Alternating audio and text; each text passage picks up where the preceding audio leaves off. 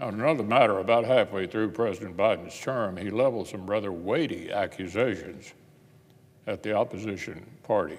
He said Republicans, quote, do not respect the Constitution, end quote, and, quote, do not believe in the rule of law, end quote.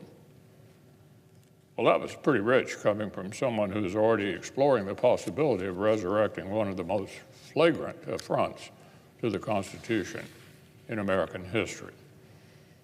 After less than 100 days in office, the president had formed a faux academic commission to revisit a plan to toss out the separation of powers and pack the Supreme Court.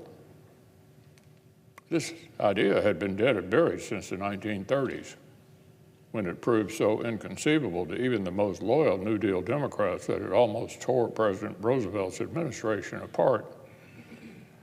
And just months after convening, the president's own commission concluded that structural changes would, listen to this, risk irreparable damage to an independent judiciary. That was the president's commission. Commissions warned that, quote, in recent years, we've seen Democratic governments regress or backslide with respect to judicial independence. This has come through electoral majorities using their power to restructure previous independent institutions, including courts, to favor the political agendas of those governments. Now, this didn't entirely chasten Washington Democrats. And even though they haven't yet gone forward with a nearly 90-year-old plan to turn the nation's highest court into a fief of the presidency, the campaign to undermine judicial independence is alive and well right here in the Senate. Vice President Harris, for her part, has yet to disavow her own openness to taking truly radical steps. In 2019, then Senator Harris said, quote, we're on the verge of a crisis of confidence in the Supreme Court. We have to take this challenge head on, and everything is on the table to do that.